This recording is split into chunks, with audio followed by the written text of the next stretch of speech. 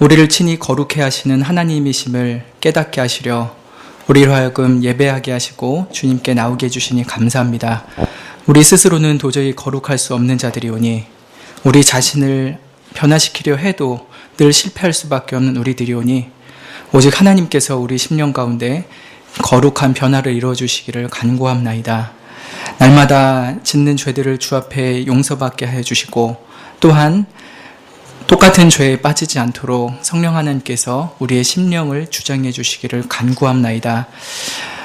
하나님, 우리뿐 아니라 우리의 자녀들에게까지도 주님의 풍성하신 은혜를 베풀어 주시기를 다시금 기도드리옵나이다.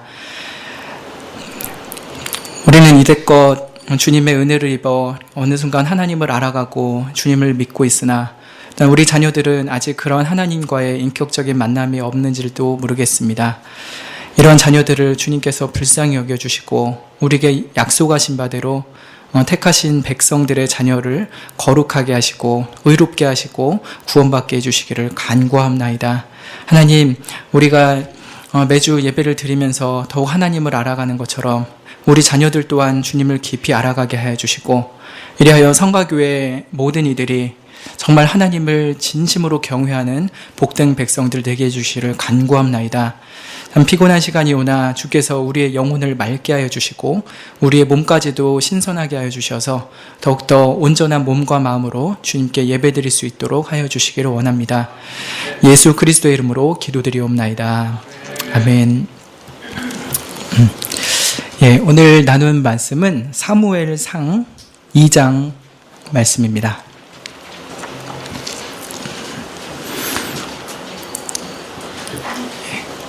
성경 봉독 후에 믿음 구역에서 특송해 주시겠습니다. 사무엘상 2장 18절부터 25절입니다.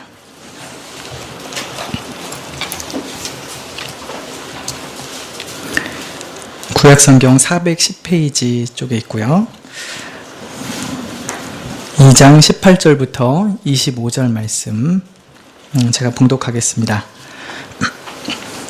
사무엘이 어렸을 때 세마포 에봇을 입고 여호와 앞에 섬겼더라.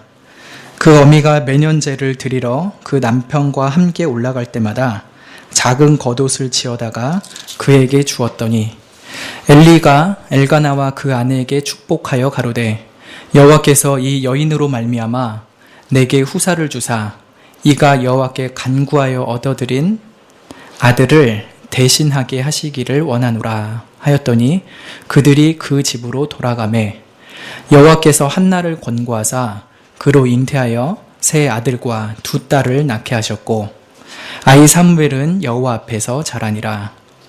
엘리가 매우 늙었더니 그 아들들이 온 이스라엘에게 행한 모든 일과 회막문에서 수종드는 여인과 동침하였음을 듣고 그들에게 이르되 너희가 어찌하여 이런 일을 하느냐.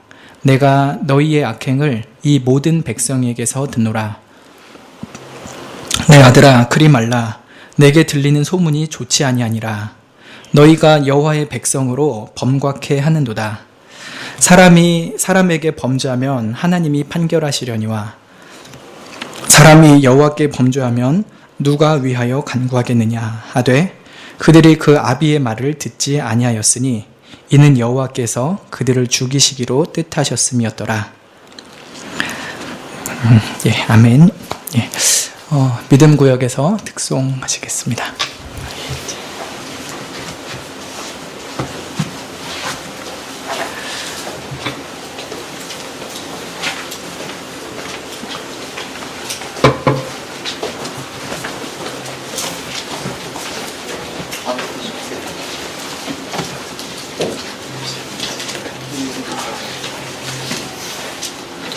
홍보사님 나오십시오.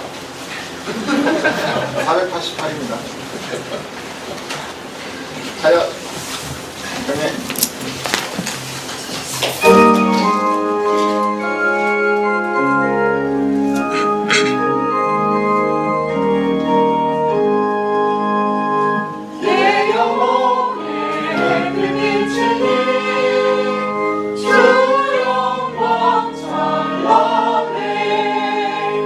이 세상 어떤 빛보다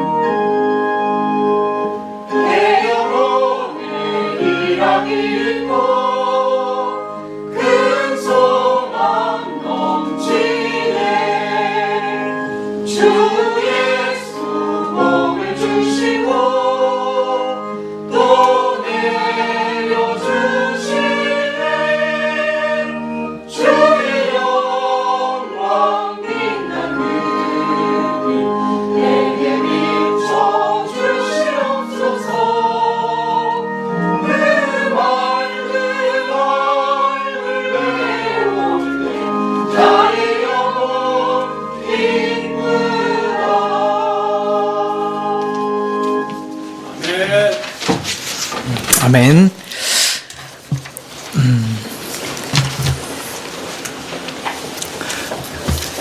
예, 오늘 낮 예배 때는 사무엘의 가정과 엘리의 가정의 자녀들에 대한 모습을 살펴보았습니다. 예고 드린 바와 같이 오늘 오후 예배 때는 두 가정의 부모에 대한 말씀을 좀 나누고 싶습니다. 사무엘의 부모는 누구입니까? 엘가나와 한나이죠. 그리고 홈리와 비느하스의 부모는 아버지는 엘리인 거 맞는데 어머니는 잘 모르겠습니다. 이 말씀을 통해서 하나님의 자녀를 맡은 부모로서 우리 자신이 어떤 모습이었는지 좀 되돌아보면 좋겠고요. 또 앞으로 하나님의 어떠한 은혜를 위해서 기도해야 될지 좀 살펴보면 좋겠습니다. 먼저 성도의 자녀 양육에 있어서 매우 중요한 관점이 있는데요. 그것은 바로 은혜 언약이라고 하는 것입니다. 은혜 언약. 이게 오늘 그 설교를 관통하고 있는 매우 중요한 키워드가 될 것입니다. 하나님은 구약 백성들과 신약 백성들에게 은혜로운 언약을 맺으셨죠. 첫 언약은 아담에게 여인의 후손이 뱀의 머리를 상하게 할 것이다 라는 것으로 시작이 됩니다. 아담에게부터 벌써 메시아에 대한 복음을 알려주셨죠. 그리고 그로 말미암아 구원을 얻으리라는 은혜로운 약속을 해주셨습니다.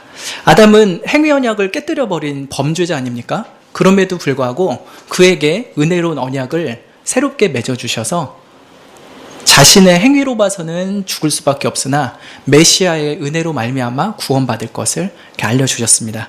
그래서 모든 교회는 이 은혜로운 언약 가운데서 하나님을 섬기게 되고 하나님을 믿게 되죠. 두 번째로 쭉 지나가면 또 아브라함에게도 이런 은혜 언약을 주셨죠. 내가 내 언약을 너와 너의 대대 후손 사이에 맺겠다. 그래서 너와 너의 후손의 하나님이 되겠다. 라고 하는 것이 이 은혜 언약의 또 다른 모습이었습니다. 그리고 이 은혜 언약의 표징으로 무엇을 시켰습니까? 할례를 시켰죠. 이렇게 은혜 언약이 구약시대 때는 할례로서 표시가 되었고요. 우리 신약시대는 무엇으로 표시가 됩니까? 세례이죠. 유아 같은 경우는 유아 세례로 하고 이제 성인 때 예수님을 처음 믿는 분들에게는 성인 세례를 합니다. 근데 이러한 할례나 세례가 그 부모의 믿음을 통해서 자녀들에게 베풀어지죠. 아이들이 원해서 저 할례 받을래요, 좀 신청합니다, 이렇게 안 하죠. 부모가 일방적으로 데려가서 할례를 합니다. 부모가 어떤 믿음을 합니까? 하나님이시여, 범죄한 우리가 주 예수 그리스도의 은혜로만 구원받는 줄 압니다. 제가 그 은혜를 힘입어 주의 백성 되었사오니 이 자녀에게도 그 은혜를 통하여 주의 백성 삼아 주시기를 바랍니다. 그러면서 자녀를 하나님 앞에 의탁드리죠. 그래서 할례나 유아 세례 이런 의식을 통해서 우리 자녀들은 하나님의 은혜 언약의 백성으로 인쳐지게 됩니다. 근데 중요한 것이 있죠. 모든 언약 백성이 이 할례나 세례 같은 외적 표징을 갖는다 하여서 자동적으로 구원을 받는 건 아니라고 하는 것입니다. 오늘 낮에 보았던 것처럼 엘리의 두 아들들 역시 난지 8일 만에 할례 받았겠죠? 은혜 언약의 백성으로 인치는 외적 표징이 그에게 분명히 있었습니다. 그러나 그는 하나님의 참 구원받은 자는 아니었죠. 마찬가지로 이렇게 표면적 할례만 받고 마음의 할례를 받지 못하는 자는 은혜 언약의 참된 혜택을 받는 데서는 제외됩니다. 그래서 구약시대 때 할례 받은 사람이 다 구원받지 못하는 것처럼 우리 신약시대에 유아세례 받았다고 해서 모든 아이들이 구원받는 것은 아닙니다.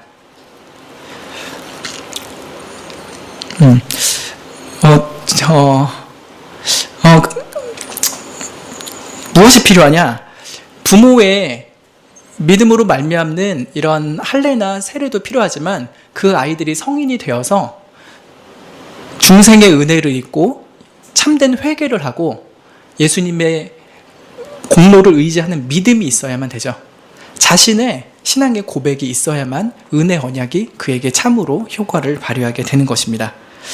그럴지라도 이렇게 은혜 언약의 제한성이 있다 할지라도 하나님께서 은혜 언약을 베푸신 자들 중에 택정함을 주신 자에게는 반드시 구원을 베풀어 주십니다. 우리 자녀가 유아세례를 받았다, 혹은 우리 조카 또 아내니들이 유아세례를 받았다 하면은 그것이 그냥 아무 의미가 없는 게 아니에요. 뭐 유아세례 받아도 뭐 택정 안 받으면은 다 헛거지, 뭐 필요 없어, 이렇게 생각할 건 아니죠. 제한적인 면은 있긴 하지만 이 은혜 언약을 하나님께서 허락하시고 특별히 그 표징까지도 우리에게 요구하시는 이유가 있습니다.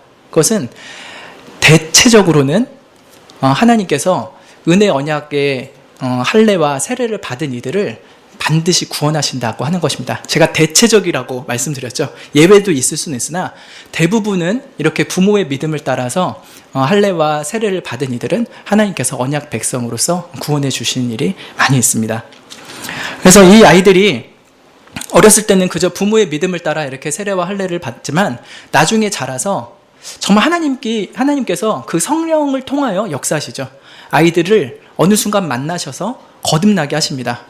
그리고 자신이 죄인됨을 처절하게 깨닫게 하시고 또 예수 그리스도를 믿어야 할 필요성을 붙잡게 되죠.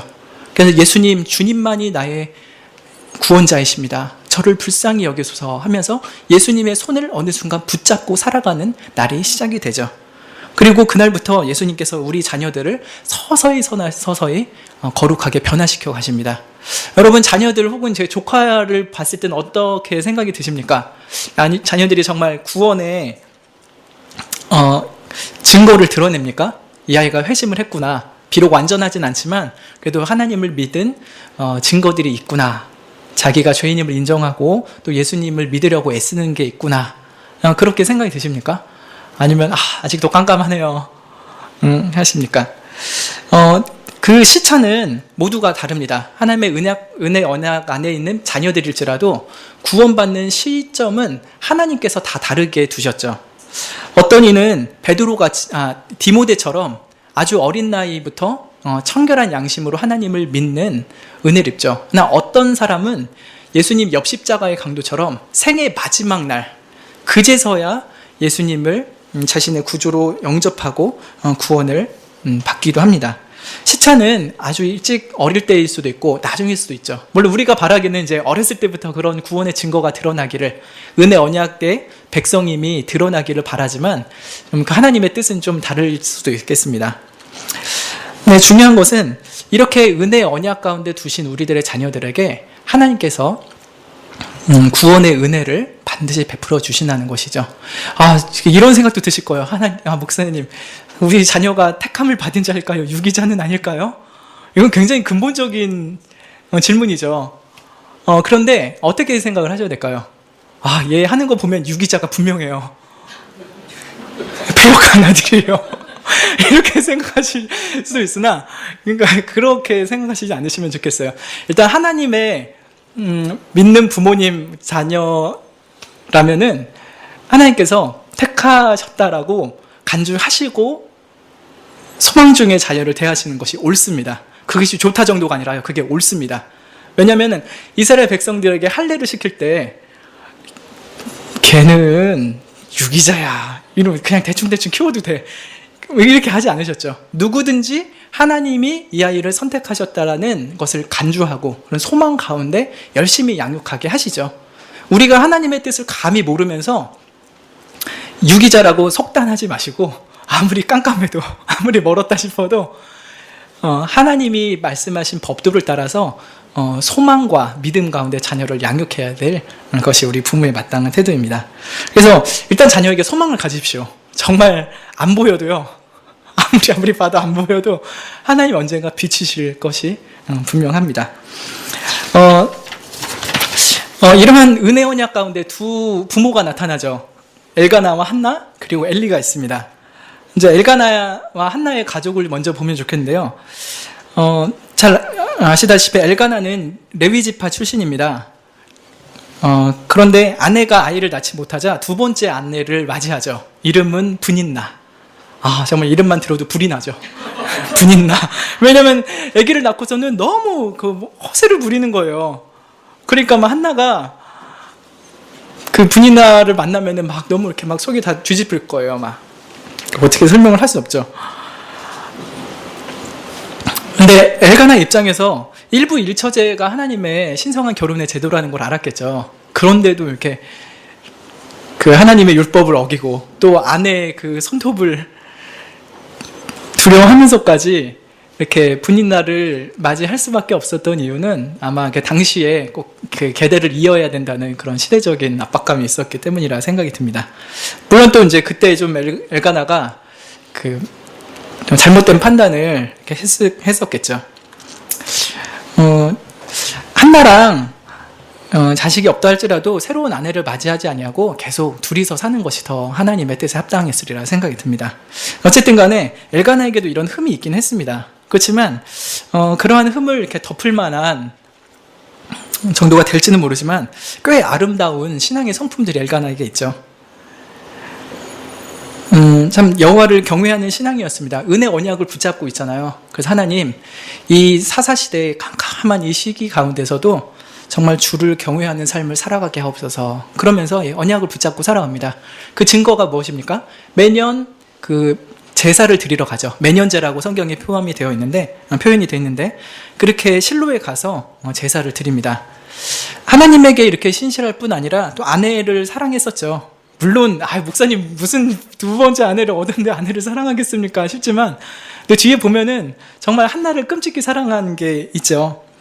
그 분인나가 막 불이 나게 막 긁어놓으면은 한나가 막 울고 있죠. 그러면 한나요 어찌하여 울고 있나요? 그러면서 위로해 주죠.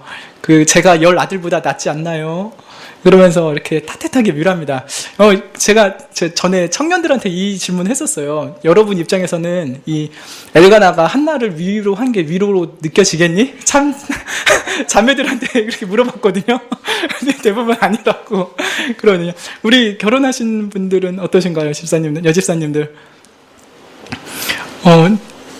당신 왜 울고 있어요? 내가 10 아들보다 낫지 않나요? 그러면은 네.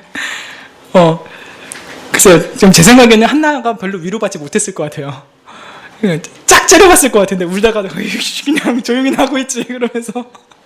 그럴 것 같은데, 한나는 그 속상한 마음을 남편한테 이렇게 풀진 않죠. 어쨌든, 이제, 엘가나가 최선을 다해서 자기 나름대로의 위로를 합니다. 패역한 그 세대 가운데서도 하나님의 은총을 입은 게 이런 엘가나였죠. 한나도 참 신앙이 아름다운 여인이죠. 무릇 그 교회 딸을 가진 어머니 아버지들은 딸 이름을 한나로 하면 어떨까? 혹은 한나 같은 삶을 살면 참 좋겠다 이런 소망을 가져봤으리라 생각이 듭니다. 하나님을 진실히 의지하고 신뢰하는 기도의 여인이었습니다. 안 그래도 자식을 낳지 못해서 괴로운데 분이나가 격동을 하죠. 그때 분이나한테 막 쫓아가서 하지 않습니다. 그 비슷한 상황이 있었죠. 아브라함의 아내. 누구죠?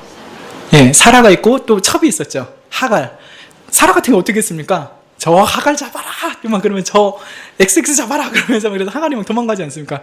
근데 한나는 글쎄 그런 기록을 이제 읽어서 그랬는지 그렇게 사라같이는 안 하죠. 잠잠히 하나님 앞에 나아갑니다. 주님, 속상해 죽겠어요. 그래서 통곡을 하죠. 실로에 그 엘리가 있는 성막 앞에 가서 통곡을 합니다. 자신의 마음을 다 쏟아놓는 거죠. 남편도 위로 못 해줘요. 하나님밖에 없습니다. 제게 아들 좀 주세요. 그러면서 기도를 하죠. 그리고 엘리가 하나님이 간구한 것을 허락해 주길 원합니다 했더니 그 이후로 수색이 없어요. 얼굴에 근심을 싹 빼고 하나님이 응답해 주시기를 기다리면서 기쁨 가운데 거하죠. 이렇게 사무엘을 낳기 전에 엘가나와 한나 그래도 참 신실한 가정이었습니다. 그리고 사무엘을 낳은 후에는 또 어떻습니까? 이 믿음의 부부가 더 아름다운 연합을 하죠. 엘가나는 여전히 하나님께 신실합니다. 아들을 얻어서 그냥 아들한테 푹 빠져 살지 않죠. 예전처럼 매년제를 하나님께 그대로 드립니다. 선물보다 선물을 주신 그분께 집중하는 삶을 사는 것이죠. 그리고 아내가 서원을 한 것을 무시하지 않고 그 서원제를 드리러 또 하나님 앞에 나아갑니다. 그리고 여전히 아내를 존중하죠. 1장 22절에 보면은 한나가 이제 아이를 낳고 있는데 여보 우리 그 제사 드리러 실로 가야죠. 그랬더니 저 애기 뛰기 전까지는 안 가겠어요 여보. 그랬더니 엘가나가 당신 뜻이 그러시면 이렇게 소견에 오른 대로 하십시오. 이렇게 하죠. 이렇게 아이를 낳고 나서도 아내를 이렇게 진심으로 존중하고 또 하나님을 경외하는 삶이 변하지 않았습니다. 한나 역시 그렇죠. 아기 낳았다고 하나님 볼장 다 봤습니다 하면서 시침이 뚝 떼지 않죠. 아이를 서원대로 갖다 바칩니다. 근데 바칠 때 막 아깝고 내가 그때 왜 서원을 했을까, 지금이라도 주워 담을 수 없을까, 이렇게 하지 않죠. 정말 하나님께서 저의 기도를 들어주셨죠. 그래서 저 또한 하나님께 서원대로 자녀를 드립니다. 평생을 하나님께 드립니다 하면서 올려드립니다. 그래서 이 아이를 양육하는 동안에 한나는, 그리고 엘가나는 자녀를 정말 믿음으로 양육합니다. 아까 오전에 말씀드렸던 것처럼 만 3년 정도잖아요. 4살 정도 아이에게 얼마나 많은 신앙교육을 할 수 있을까 싶죠. 그런데 여러분 어떠셨어요? 아이들 1살, 2살, 3살 때 신앙에 대해서 어떤 것을 가르치셨습니까? 제가 어제 그저께 놀이터에 나갔는데 우리 저기 아파트에 놀이터 아주머니랑 남자애가 왔어요. 알고 보니까 그 아빠는 대학교 때부터 신앙생활하고 이 어머니는 중고등학교 때, 적어도 중고등학교 때 미션스쿨 다니면서 예수를 믿었대요. 근데 요새 그 아이랑 어느 개척교회를 다니는데 유치부 아이가 그 한 명이래요. 남자아이, 4살 남자이거든요. 한 명이래요. 그래서 교회에서 유치부 예배가 없으니까 아이 양육을 못하는 거예요. 그래서 이 어머니가 그러면은 자녀 양육, 교회에서는 좀 어려우실 텐데 집에서는 어떻게 하고 계세요? 그랬더니 아무것도 못하고 있어요. 그러는 거예요. 4살이 됐는데. 그래가지고 그러면은 좀 어떻게 좀 도와드리면 좋겠다 이런 생각이 많이 들더라고요. 종종 이제 날 많이 더워져서 종종 만나게 될 것 같은데, 자녀들이 어리다고 해서 신앙교육을 놓지 않았어요. 엘가나와 한나는 애가 딱 실로에 가자마자 아까 읽은 것처럼 여호와께 경배했다고 그러잖아요. 4살짜리 아이가 하나님께 예배드리는 거예요. 사무엘아, 이제 오늘부터 너는 여기서 살 거야. 하나님께 기도드리고 이제 평생 여기서 하나님을 잘 섬기게 해달라고 하자. 그러면은 사무엘이 네, 그러면서 하나님 쫑알쫑알 이렇게 기도를 했겠죠. 한나와 엘가나가 그런 신앙의 교육을 잘했던 부분도 있죠. 물론 아까 봤던 것처럼 여호와께서 은총을 베푸신 것도 있지만 그것의 도구로서 부모의 역할을 충실히 감당한 결과입니다. 그리고 사무엘을 바치고 난 후에 이 부모님들은 어떻게 합니까? 그 덩그러니 이제 둘이만 있는 거잖아요. 애는 바치고서. 근데 언제부턴가 이제 소문이 들리죠. 엘리의 아들들이 이상하게 예배를 멸시하고 또 성막에 있는 여인들과 수종되는 여인들과 이상한 짓을 한다는 소문이 들렸겠죠.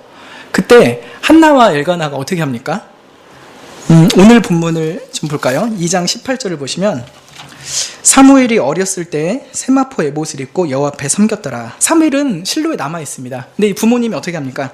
19절에 매년제를 드리러 그 남편과 함께 올라갑니다. 해마다 1년에 한 번씩은 올라가죠. 이런 소문이 들렸을 때죠. 보시면 바로 앞에 이제 2장 12절부터 엘리의 아들들의 범행들이 나오잖아요. 그런 소문이 꾸물꾸물 들렸을 때인 것입니다. 여러분 어떠세요? 학교에서 여러분 자녀들이 그 학교의 반 중에 이상한 애가 있다. 그러면은 막 마음이 애가 다르시죠.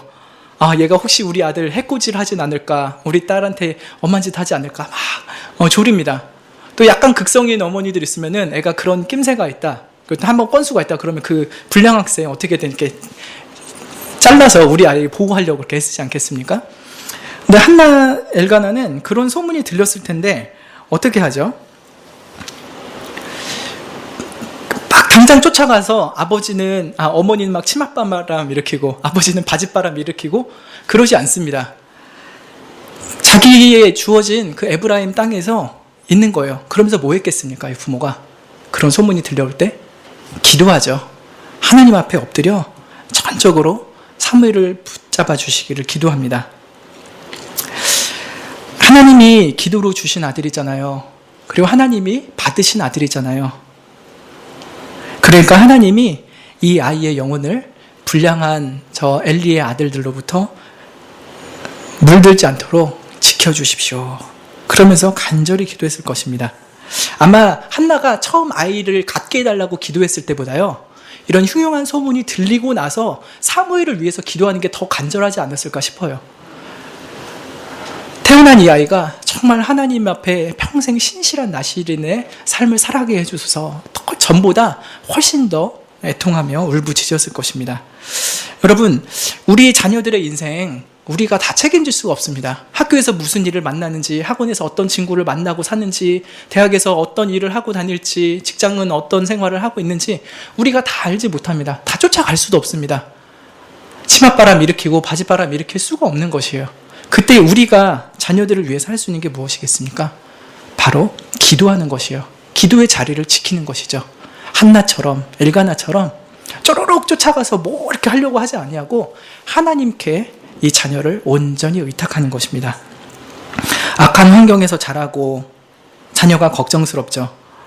하나님께서 주신 이 언약 자손이 행여나 불의한 일들을 보면서 그 의로운 심령이 상할까, 악한 것들 배워올까 참 조마조마하고 너무나도 두렵고 걱정되죠. 그럴 때 우리가 할 수 있는 최고의 일은 하나님께 우리의 자녀를 의탁하는 것입니다. 왜냐? 하나님이 은혜 언약을 이 자손에게 베풀어 주셨기 때문입니다. 주님 약속하셨잖아요.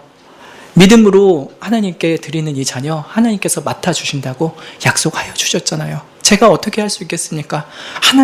하나님이 모든 일을 하여 주옵소서 하면서 맡기는 것이죠. 어떤 목사님이 훌륭한 자녀를 둔 성도님들한테 물어봤대요. 두 성도 이제 부부한테 물어봤죠.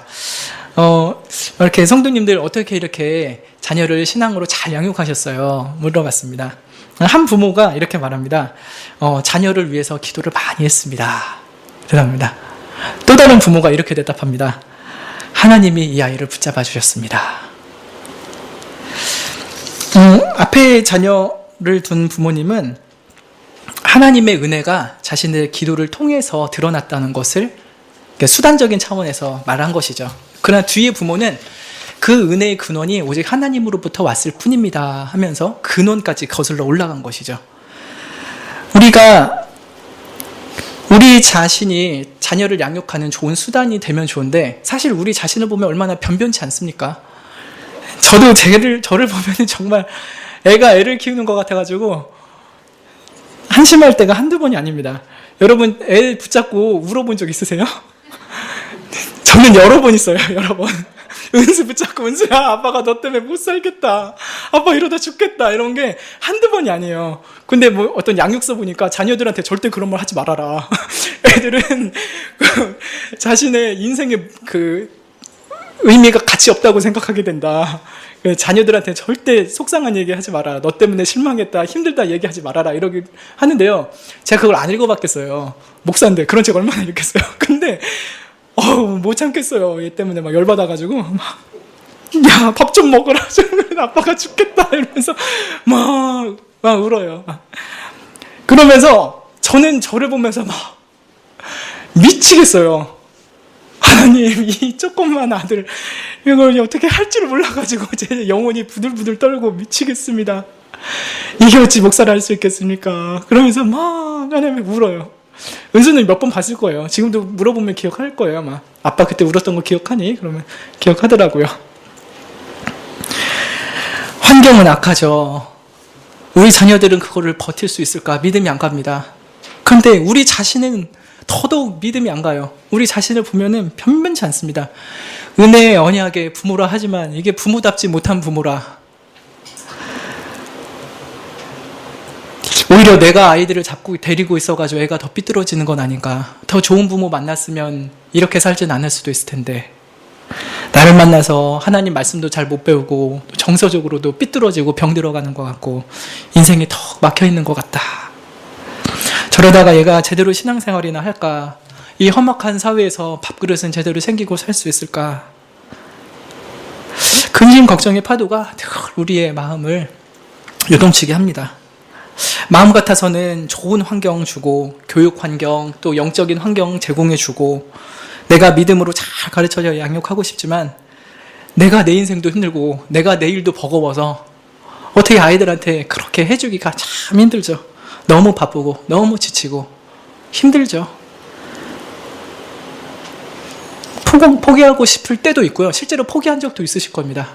더 이상 못하겠다. 간돌랜다. 그러면서 다 내려놓은 때도 있으시리라 생각이 듭니다. 언제부턴가 우리의 마음이 이렇게 지쳐버리죠. 1년, 2년 지나면 좀 나아질까 싶은데 5년, 6년 지나도 그대로인 것 같고 나는 더 늙어가고 더 영적으로는 껌껌해지고 자녀들은 잘하는데 성격은 더 날카로워지고 사춘기라고 또 청년 됐다고 알아서 하겠다고 그러는데 참 말은 안 듣고 그래서 매일매일 한숨 속에 살아갑니다. 하나님, 그래서 우리는 기도할 수밖에 없죠. 하나님, 저 상한 갈대 같은 저 아이를, 꺼져가는 등불 같은 저 아이를 붙들어 주옵소서. 제 눈앞에 있어도 제가 얻지 못하는데 제 눈앞에 없을 때 그때 제가 이 아이를 어떻게 하겠습니까?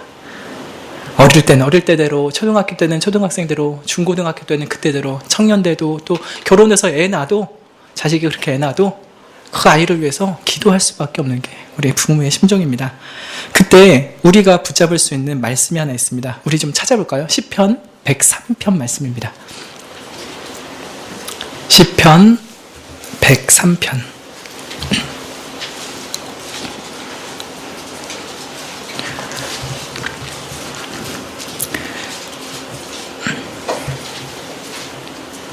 시편 103편 17절과 18절인데요.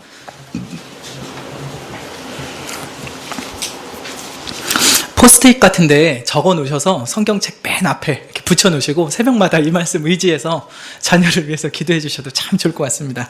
17, 18절 같이 읽어보겠습니다. 시작.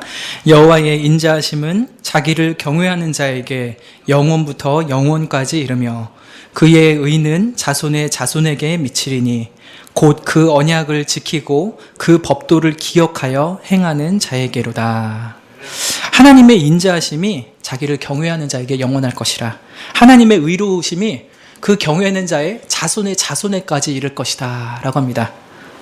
근데 그런 자가 어떤 자이냐? 바로 하나님의 은혜의 언약을 지키고 그 법도를 기억하며 행하는 자라 하였죠. 우리 부모들이 하나님의 은혜 언약을 붙잡고 그것을 지키며 기억하고 하나님 앞에 기도하는 것이죠. 하나님이 은혜 언약을 우리에게 먼저 주시지 않았습니까? 그 은혜 언약을 내가 붙잡고 기억합니다. 오늘도 이 언약 붙잡고 이 약속 붙들고 하나님 앞에 기도드리오니 우리 자녀에게 여호와의 의를 베풀어 주옵소서. 구원의 의를 베푸시고 생활 속에 하나님의 법도를 따라 살아가도록 이 아이를 의롭게 양육하여 주소서. 주님께 완전히 맡깁니다 하는 것이죠. 엘가나와 사무엘이 쪼르륵 쫓아가지 않았어요. 자기 에브라임 땅에 남아서 기도드리죠. 그 1년에 한 번씩 매년째 가서 그제서 사무엘 얼굴을 잠깐 보고 오는 겁니다. 그렇게 하나님 앞에 온전히 맡기는 삶이 우리 은혜 언약의 부모들에게 주시는 큰 위로입니다. 너희들이 다 할 수 없다. 내가 안다. 내가 할 것이다. 너희들 자녀이기 전에 내 자녀다. 너희들이 사랑하는 것보다 내가 내 자녀를 더 사랑한다. 걱정하지 말아라. 내 언약을 기억하고 이 언약대로만 너희들은 살아라. 자녀는 나에게 맡기고 너는 부모가 해야 될 일을 하면 된다. 알리시는 것이죠. 그래서 하나님이 우리 자녀들 안에 착한 일을 시작하셨기에 예수 그리스도의 날까지 완성하실 것입니다. 우리 자녀들의 속에서 그 착한 일을 완성하실 것입니다. 그리고 하나님께서 그들을 온전히 거룩하게 하실 것입니다. 예수 그리스도께서 강림하실 그때 흠도 없고 점도 없는 아름다운 영혼과 육신으로 자라갈 수 있도록 보존하여 주실 것입니다. 그들을 부르신 하나님이 미쁘시기 때문에 그 일을 친히 이루실 것입니다. 그러니 우리 부모님들 자녀의 양육에 대한 짐을 좀 내려놓으시면 좋겠어요. 물론 기도의 짐까지 내려놓는 건 아니고 근심의 짐, 염려의 짐을 하나님 앞에 턱 내려놓으세요. 언약의 하나님이십니다. 아브라함에게 말씀하신 것처럼 너와 너의 자손에게 내가 하나님이 되어주겠다 약속을 해주셨습니다. 우린 그 약속 붙들 때 근심의 짐을 하나님 앞에 살포시 내려놓을 수가 있게 되는 것이죠. 그리고 19절 하반절에 보면은 한나는 작은 옷을 지어다가 그에게 주었다라고 했습니다. 작은 옷, 겉옷을 지었죠. 이제 아이가 자라면서 그 신체 사이즈에 맞게 옷을 조금씩 크게 했을 거예요. 아마 이렇게 옷을 이렇게 짜면서 우리 아들이 이렇게 컸겠구나 이렇게 행복한 상상을 하면서 기도하면서 짰을 거예요. 우리 자녀들에게 영적인 공급을 하는 것뿐만 아니라 육신적인 공급을 하는 것도 부모의 중요한 책임입니다. 너무 신령한 부모님들은 아이의 육적인 것은 무시하고 영적인 것만 강조하죠. 믿음이 최고야, 믿음이 최고야. 그러면서 밥을 안 먹이면서 막 성경만 가르치죠. 옷은 막 이상하게 입고 다니면서 무슨 옷이냐? 아름다운 속마음이 예뻐야지. 그리스도의 의를 옷 입어라. 이러면서 막 이렇게 막 너무 실용주의로 빠지면 안 됩니다. 아이들은 적절히 영양소를 필요하기 때문에 맛있고 영양가 있는 음식을 먹어야 되죠. 또 자라면서 따뜻하고 또 편안한 옷을 입기도 해야 됩니다. 또 이 세상에서 살아갈 수 있는 기술도 습득을 해야 되고요. 여러 가지 이 땅의 필요를 하고 있습니다. 한나는 맡겼으니 그냥 알아서 하시오가 아니었어요. 자신이 할 수 있는 필요, 할 수 있는 것들은 자기가 하죠. 에브라임에서 기도하는 것은 아이의 영적인 필요를 위해서, 또 겉옷을 만들어서 입히는 것은 아이의 육적인 필요를 위해서 감당하고 있는 것입니다. 우리 부모님들 그런 것들 잘 하시리라 생각이 드는데, 이렇게 자녀들의 영육간의 필요를 전 인격적으로 채워줘야 아이들이 균형 잡히고 전 인격적으로 하나님을 만날 수가 있습니다. 그렇지 않고 너무 신령한 부모님만 만나면 애들이 좀 불균형적이어져야 돼요. 균형을 잘 잡아서 영적인 면과 이 육신적인 면, 세상적인 면을 잘 균형 있게 양육해야 될 것입니다. 한나와 엘가나가 그런 일을 잘 감당하였죠. 자, 이제 싹 장면을 옮겨서 우리 실로로 가볼까요? 실로에는 누가 살고 있습니까? 엘리가 살고 있습니다. 사사 말기에 영적으로 참 어두웠던 때였죠. 이런 시대는 영적인 지도자들도 힘듭니다. 한때는 엘리도 하나님을 신실히 섬겼을 수 있죠. 그러나 늙어가면서 점점 영적인 감각이 떨어집니다. 기도하는 한나를 보면서도 저인이 무엇을 위하여 이렇게 애통하고 있는고 하지 않고 뭐라고 해야 했습니까? 술 끊어! 그러잖아요. 포도주를 끊어라! 이게 영적인 감각이 너무 이렇게 쇠퇴해버렸죠. 육안만 가물가물한 게 아니라 영적으로 이렇게 쇠퇴해집니다. 낮에 본 것처럼 3장 1절에 보면은 이상과 하나님의 말씀이 들리지 않았죠. 그때 엘리의 눈이 어두워졌다 했습니다. 너무 늙어서라고요. 매우 늙어서라고 했는데 그것은 영적으로도 늙었다는 것을 표현하는 것이죠. 이런 엘리가 자식들이 그렇게 하나님의 제사에다가 못된 짓을 하는 것, 심지어 성막에서 수종드는 여인들과 동침하였다는 소식을 듣죠. 우리 2장이네요. 2장 23절에 보시면은 그래서 자식들을 부르죠. 그래서 뭐라 합니까? 너희들이 어찌하여 이런 일을 하냐? 내가 너희의 악행을 사람들한테 듣는다. 백성들한테 듣고 있다. 내 아들아, 그러지 말아라. 내게 들리는 소문이 좋지 않다. 너희가 하나님의 백성으로 범죄케 한다.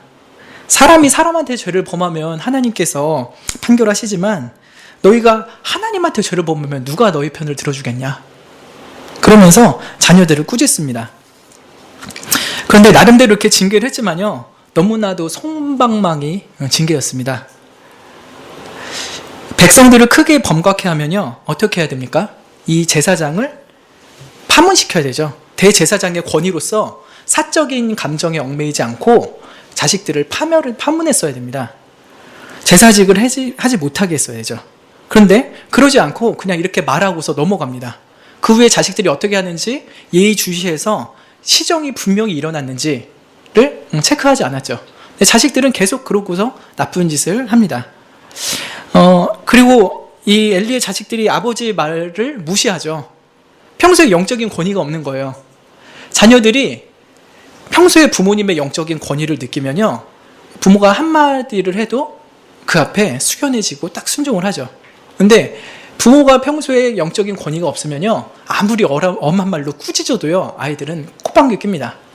앞에서는 뭐 이렇게 수그리는 듯 하지만 속으로는 아유, 당신이나 잘하시죠. 이런 마음을 아이들이 안 가질 수가 없어요. 어렸을 때는 모르지만요, 점점 크면서 부모의 위선, 부모의 부족한 점을 아주 날카롭게 보지요. 근데 그 엘리의 아들들이 벌써 결혼도 다 했어요. 둘째 아들도 결혼해서 이제 아기가 막 태어나려고 하지 않습니까? 장성한 아들이 아버지가 지금 영적으로 어떤 상태인지 다 알고 있잖아요. 그러니까 아버지가 그렇게 말해도요, 그냥 콧방귀도 안 끼고 넘어가죠. 그래서 결국은 이 엘리의 가족이 다 하루아침에 망하죠. 하나님의 사람이 와서 엘리에게 이렇게 말하는 것에서 엘리가 도대체 무슨 죄를 지었는지 알 수가 있습니다. 엘리의 죄는요, 2장 오늘 본문보다는요 29절에 더 정확히 나와 있습니다. 엘리의 죄의 본질이 무엇이었냐, 29절 한번 읽어볼까요? 시작. 너희는 어찌하여 내가 나의 처소에서 명한 나의 제물과 예물을 밟으며 네 아들들을 나보다 더욱 중히 여겨 내 백성의 이스라엘에 드리는 가장 좋은 것으로 스스로 살찌게 하느냐. 하나님이 사람을 보내셔서 이렇게 말씀한 거예요. 엘리야, 너는 왜 네 아들들을 나보다 더 귀중히 여겼느냐? 왜 나보다 자식들을 더 사랑했냐? 그래서 내 이름이 그렇게 멸시를 받고 있는데 너는 왜 그 자녀들을 엄히 징계하지 않았느냐? 라고 하면서 말씀하신 거예요. 너는 지금 날 사랑하지 않았다. 자식을 더 사랑했다. 그 패역한 자식을 거룩한 나보다 더 사랑하고 있었다. 그래서 그 자식이 갈고리에서 찔러온 고기 갖다가 너도 살찌고 너도 공범 노릇이었다. 너도 공범이었다. 라고 하는 것이죠. 그래서 이 엘리는 자식을 사랑한 죄예요. 자식을 사랑한 게 무슨 죄입니까? 싶지만요, 하나님보다 자식을 더 사랑했다 라고 하면 그것은 죄인 것이죠. 자식이 우상이었던 거예요. 엘리에게. 의도적으로 하지 않았지만 결과적으로는 그렇게 됐죠. 자식을 징계하지 않은 것이에요. 너 예배 때 그렇게 하면 어떡하니? 너 하나님의 말씀을 그렇게 우습게 여기면 어떡하니? 그렇게 하면서 생활 속에 자녀들이 삐뚤어 나갈 때마다 엄히 경계하고 징계를 했어야 되는데 그런 것을 하지 않았던 것이죠. 그 책임이 엘리 자신에게 떨어졌고요. 그 가문이 몰락하는 일로 나타나게 됐습니다.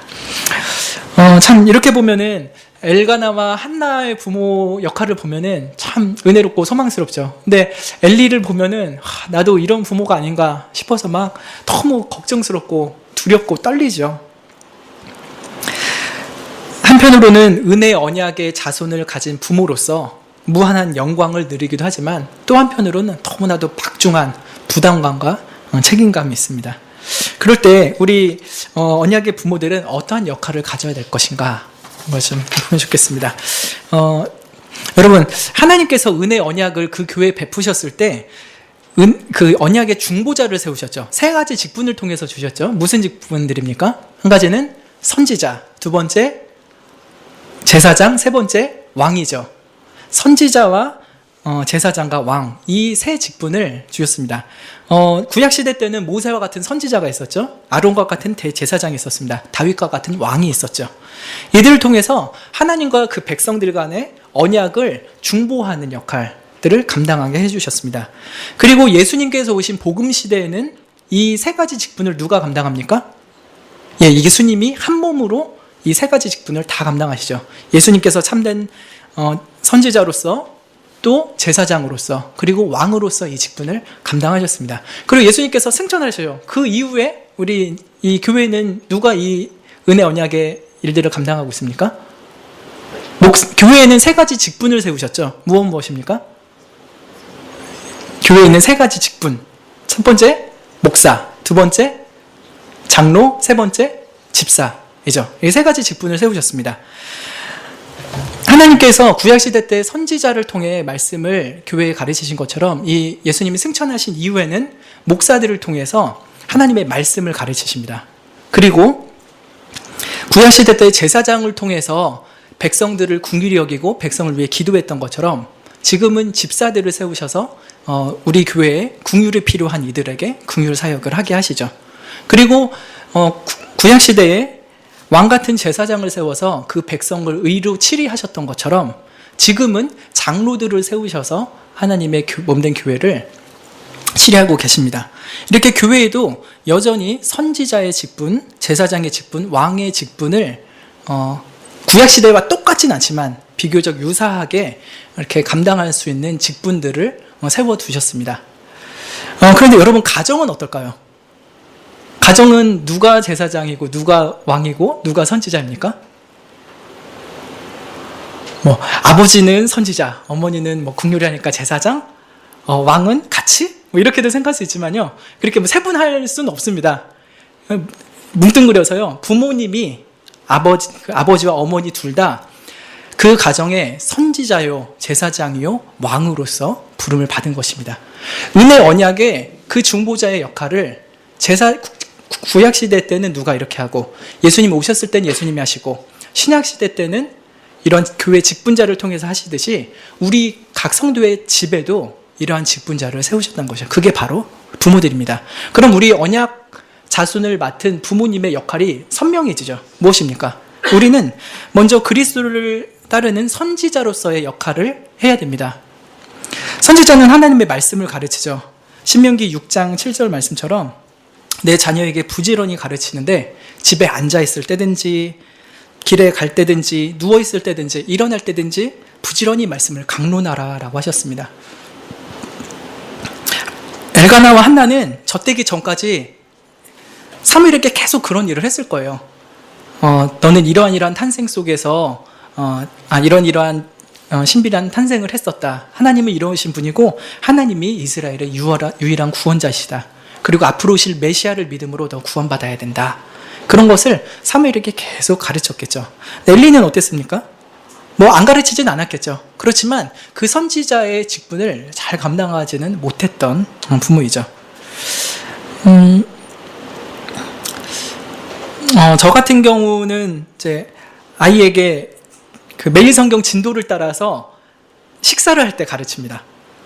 은수가 이렇게 밥을 먹을 때 얘가 오래 먹잖아요. 1시간씩 먹거든요. 1시간 동안 설교를 해요.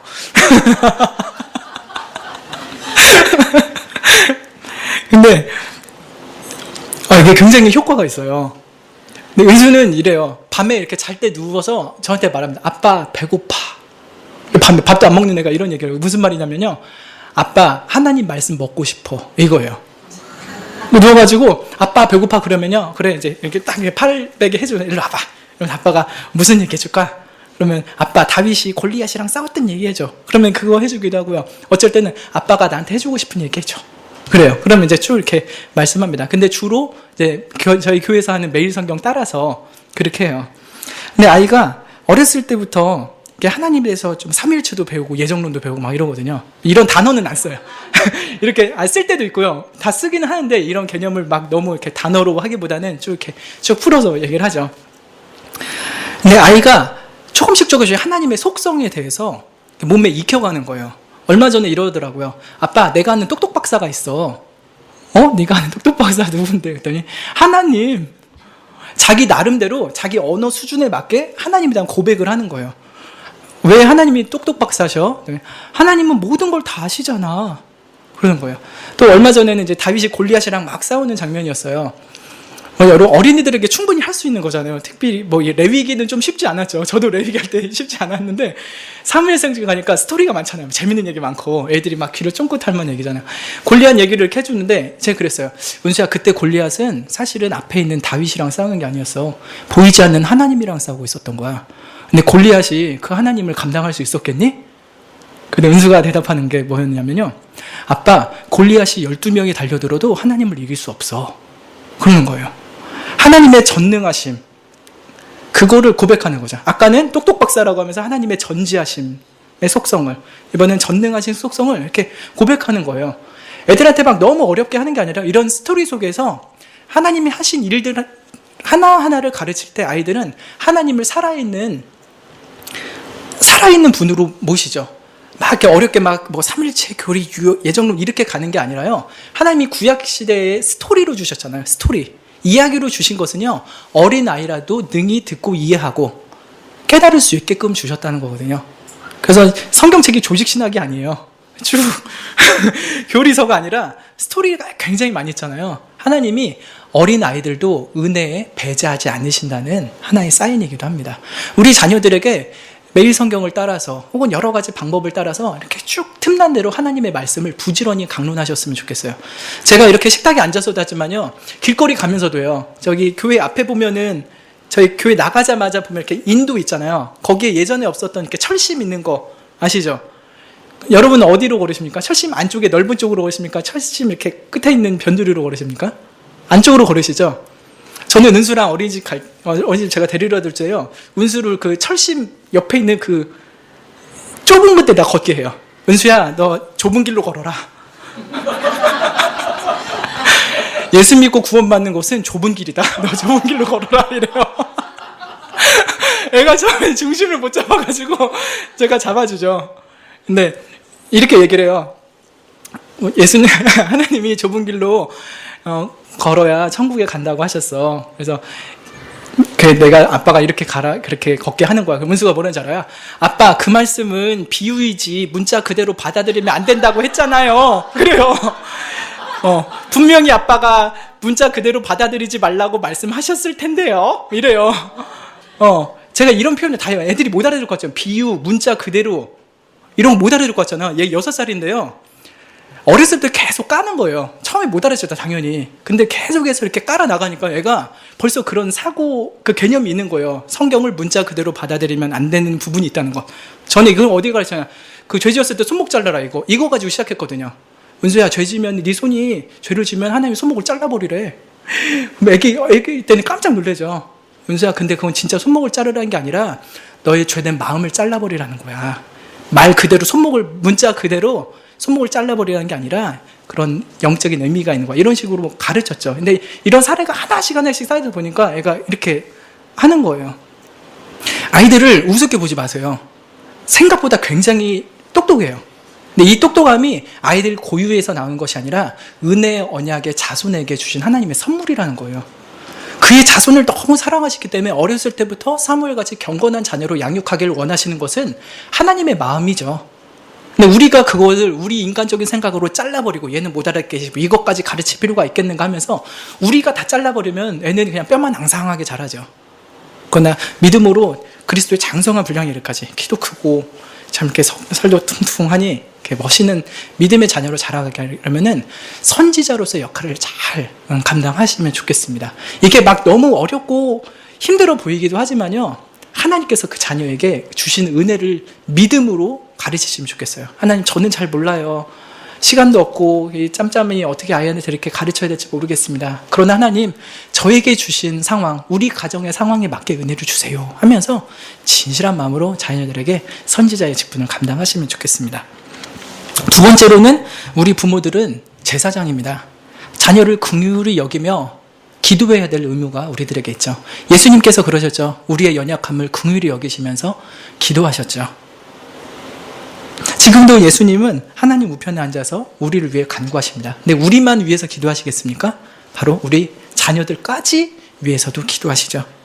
엘가나와 한나는 그 에브라임 산골짜기에서 그 자녀를 위해 그렇게 기도하는 거예요. 제사장의 직분을 붙잡고서 기도하죠. 주님, 저 실로의 땅에 흉흉한 소식이 들리는데 우리 사무엘은 안전할까요? 그의 영혼을 붙잡아소서, 그를 불쌍히 여기소서, 여호와의 은총을 더욱 부어주소서 하면서 다 밤낮 기도했을 거예요. 우리들도 자녀를 위해서 기도해야 될 것입니다. 저도 새벽 기도마다 은수 위해서 기도해요. 하나님, 이 아이가 하나님을 경외하는 아이로 자라가게 하소서. 어린이집에서 빛과 소금의 역할로 친구들과 선생님에게 사랑을 베푸며 살게 해주세요. 그리고 밥 잘 먹게 해주세요. 그 기도의 응답이 좀 있어요. 요새는 좀 잘 먹어요. 좀 살이 막 이렇게 붙잖아요. 이제 은수가 점점 김세희 집사님 닮아가는 것 같아요. 이렇게 보면은 이렇게 쌍꺼풀도 크고 이렇게 통통하게 살해지는 게, 이제 은수 보고, 야, 너 김세희 집사님 더 닮아가는 것 같다. 그러는데, 자녀를 위해서 기도할 때 하나님 너무 기뻐하십니다. 너무 기뻐하세요. 귀찮아하잖아요. 한 번이라도 귀찮아하세요. 근데 자녀들을 위해서 기도할 때요, 날마다 새로운 기도 제목이 나오진 않아요. 자녀들을 위한 기도는 거의 뻔해요. 그 문제가 있는 부분이 계속 문제가 되잖아요. 어떤 애는 성격이, 어떤 애는 건강이, 어떤 애는 학업이, 어떤 아이는 진로가. 근데 뭐 하루 이틀 기도해도 변하지 않아요. 그럼 똑같은 기도 할 수밖에 없거든요. 하나님 또 리플레이 합니다. 그러면서 반복하는 것 같은데요. 하나님 한 번도 실증 안 내세요. 예수 그리스도께서 우리를 위해서 기도하신 걸 하나님이 기쁘게 받으시듯이 우리가 제사장으로서 자녀를 위해 기도할 때 하나님 똑같은 기도라도 그 중심을 보시면서 기쁘게 받아주세요. 여러분, 그 기도 똑같을지라도 매일매일 하나님 앞에 진실하게 아뢰면 좋겠습니다.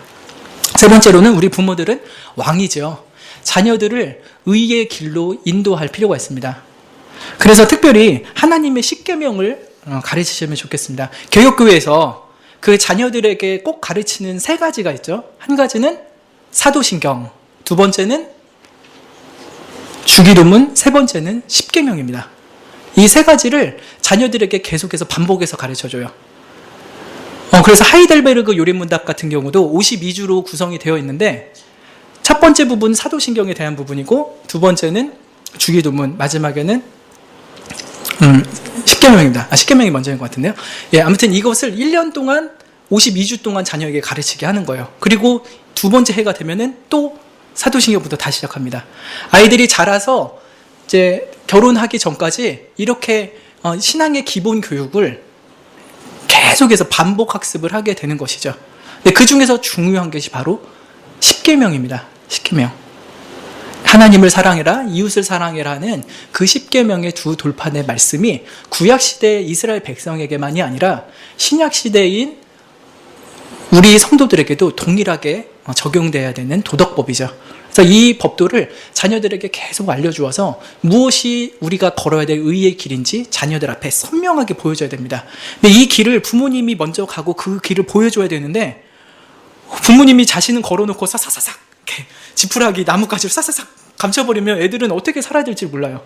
우리들이야 이제 어느 정도 신앙에 연조가 있으니까 믿음으로 살아갈 수 있겠지만 자녀들한테 이 길을 보여주지 않으면요, 아이들은 자기 태어난 본성대로 악한 길로 달려갑니다.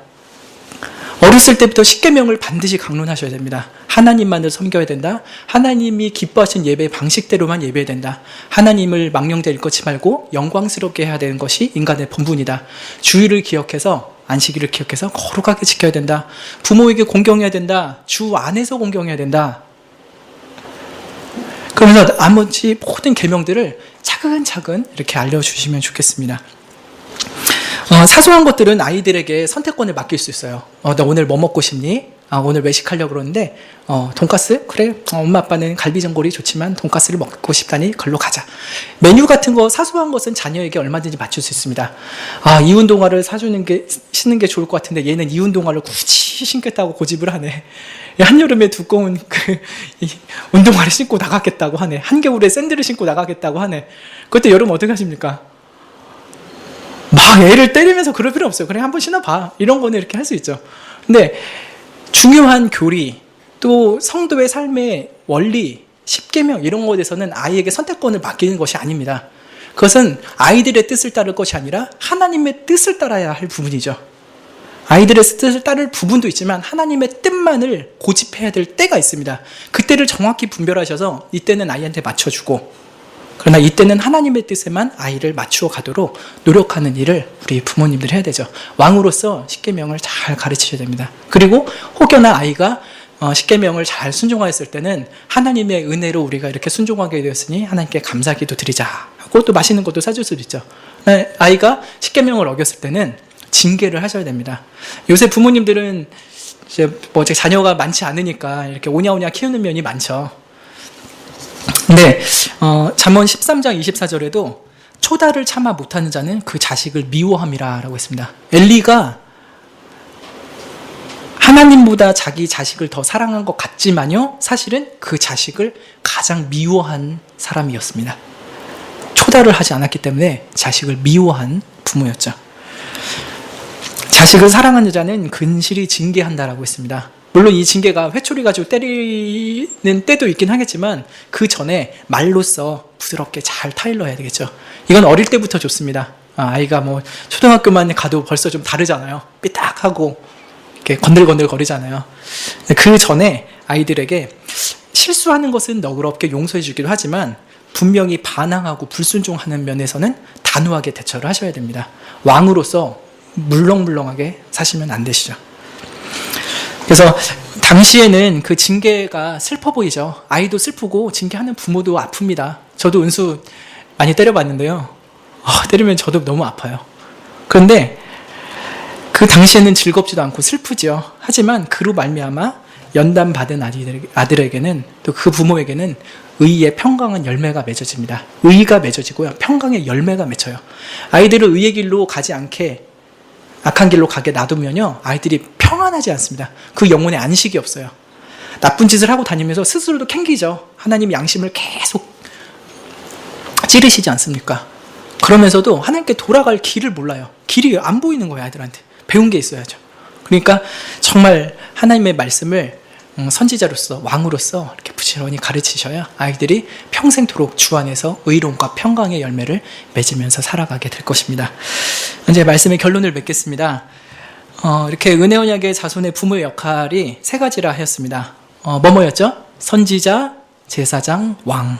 선지자로서 말씀을 가르치고, 제사장으로서 자녀를 위해 기도하고, 또 왕으로서 의의 길을 가르치고 징계하죠. 이러한 것들을 말씀을 드릴 때 막 도전이 되죠. 그런데 한편으로는 많이 부담도 됩니다. 저도 그렇고요. 이렇게 전하지만 뭐 저라고 완전한 부모도 아니고 여러분이 훨씬 더 저보다 양육을 잘하시리라 생각도 듭니다. 우리 자신은 변변치 못한데요. 어떻게 이 귀한 하나님의 자녀를 우리에게 맡겨놓으셨을까요? 이럴 때 우리가 이 소망의 말씀을 붙잡읍시다. 아까 제가 말씀드린 시편 기억나시나요? 시편 103편 17절, 18절 말씀입니다. 포스트잇에 써서 성경 앞이나 안쪽에 적어 놓으시고 기도하시면 좋겠어요. 우리 좀 다시 한번 읽어볼까요? 시편 103편 17, 18절.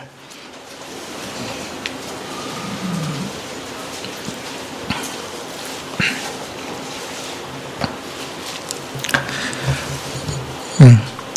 103편 17, 18절입니다. 같이 믿음으로 읽읍시다. 시작. 여호와의 인자하심은 자기를 경외하는 자에게 영원부터 영원까지 이르며 그의 의는 자손의 자손에게 미치리니 곧 그 언약을 지키고 그 법도를 기억하여 행하는 자에게로다. 우리들이 하나님의 은혜로운 언약을 지키고 그것을 기억하며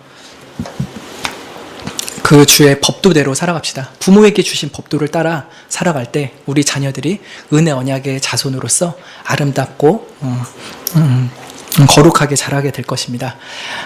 참 어린 감람나무가 자라가는 것처럼, 시냇가에 심은 나무가 시절을 쫓아 열매를 맺는 것처럼 우리들 자손들이 그렇게 아름다운 의의 열매, 거룩의 열매를 맺어가게 되기를 소망합니다. 그리고 이 거룩한 일에 부름받은 우리 모든 부모님들을 축복하며 또 기도합니다.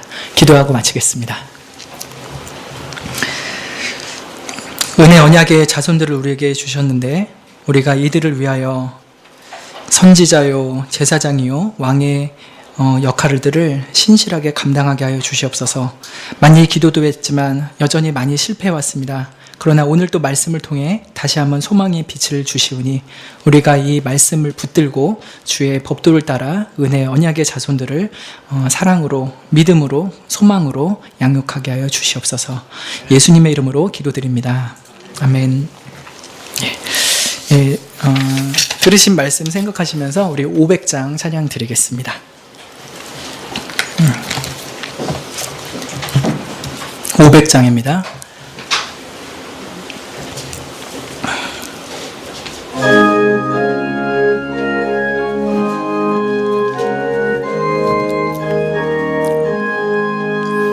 주 음성 외에는 더 기쁨 없도다. 날 사랑하신 주 늘 계시옵소서. 기쁘고 기쁘도다. 항상 기쁘도다. 나 주께 왔사오니 복 주옵소서. 나 주께 왔으니 복 주시옵소서. 주 함께 계시면 큰 시험 이기네. 기쁘고 기쁘도다. 항상 기쁘도다. 나 주께 왔사오니 복 주옵소서. 주 떠나가시면 내 생명이 생명 헛되네. 주 명령 따를 때 늘 계시옵소서. 기쁘고 기쁘도다. 항상 기쁘도다. 나 주께 왔사오니 복 주옵소서.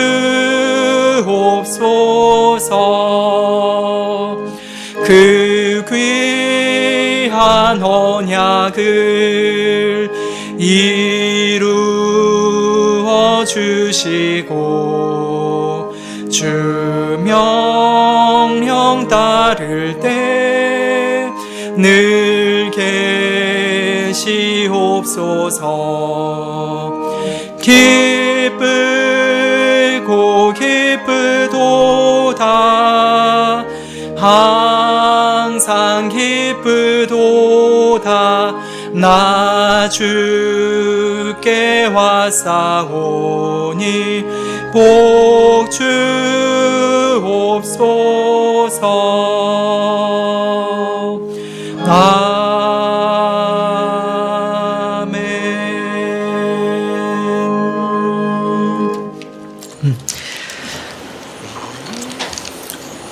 네, 제가 기도드리고 이제 주기도문으로 오후 예배를 마치겠습니다. 신실하신 하나님, 주께서 맺어주신 이 은혜로운 언약에 신실하신 하나님을 찬양합니다.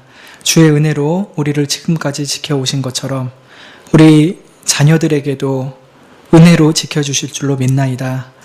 우리가 주께 받은 이 귀한 기업이요 태의 선물인 자녀들을 양육함에 있어서 하나님의 뜻을 따라 선지자로서 제사장으로서 또 왕으로서의 역할을 신실하게 감당하게 하옵소서.